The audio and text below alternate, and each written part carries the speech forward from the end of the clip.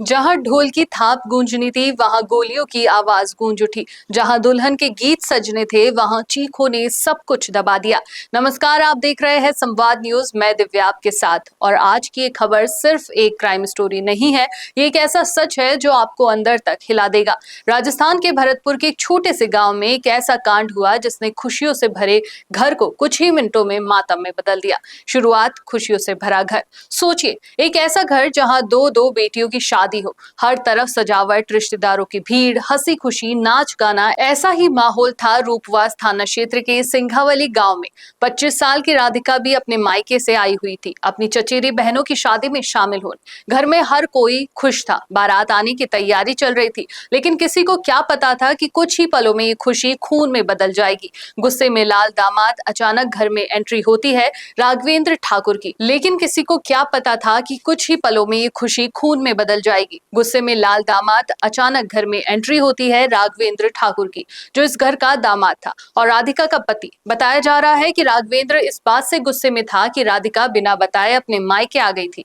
जैसे ही वो घर पहुंचता है, सीधे राधिका को पकड़कर एक कमरे में ले जाता है, दरवाजा अंदर से बंद। घर वालों को लगता है कि पति पत्नी की आपसी बात होगी, थोड़ी देर में सब ठीक हो जाएगा, लेकिन अगले कुछ सेकंड में गोलियों की आवाज और सब कुछ खत्म। अचानक धड़ाम, फिर एक आवाज और फिर चीखे। घर वाले दौड़कर कमरे की तरफ भागते हैं, लेकिन दरवाजा अंदर से बंद। जब तक पुलिस आती है, दरवाजा तोड़ा जाता है और अंदर जो नजारा था उसे देखकर हर कोई सन्न रह गया। कमरे के अंदर खून से लथपथ पति पत्नी कमरे में। राधिका और राघवेंद्र दोनों जमीन पर पड़े थे, खून से लथपथ। जांच में सामने आया कि पहले राघवेंद्र ने अपनी पत्नी को गोली मारी और फिर खुद को भी गोली मार ली। दोनों को तुरंत अस्पताल ले जाया गया, लेकिन राघवेंद्र की मौके पर ही मौत हो गई और राधिका की हालत गंभीर है और उसे जयपुर रेफर किया गया।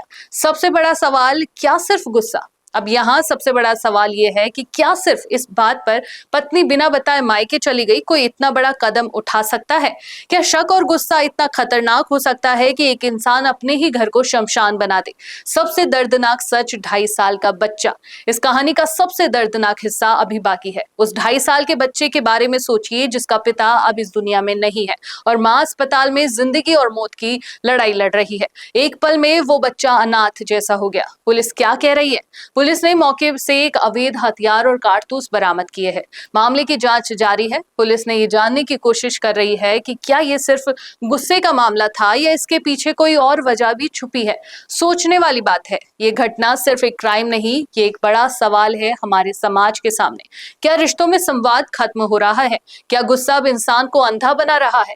क्या छोटी छोटी बातों पर जिंदगी खत्म करना आसान हो गया है? अगर उस दिन राधिका मायके नहीं आती तो क्या ये हादसा टल सकता था, या फिर राघवेंद्र के अंदर कुछ और ही चल रहा था जो आज इस अंजाम तक पहुंच गया? क्या सोचते हैं आप? क्या ये सिर्फ गुस्से का मामला है? कमेंट करके जरूर बताइएगा। और आप देख रहे हैं संवाद न्यूज। ऐसी और सच्ची और चौंकाने वाली खबरों के लिए चैनल को सब्सक्राइब जरूर करें।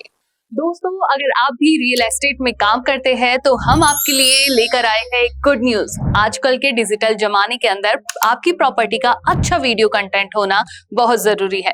तो हम यानी मिशी मीडिया सॉल्यूशंस आपको प्रोवाइड करवाते हैं एक हाई क्वालिटी कंटेंट वीडियो, जिसके अंदर हम प्रॉपर्टी से जुड़े हुए आसपास की प्राइम लोकेशन और उसकी कनेक्टिविटी को अच्छे से दिखाते हैं। कस्टमर आपकी वीडियो को सिर्फ देखे ही नहीं, आपको कांटेक्ट भी करे, जिससे कि आपकी डील क्लोज होने की पॉसिबिलिटीज बढ़ जाती है। तो कांटेक्ट करो आज ही स्क्रीन पर दिए गए नंबर्स पर।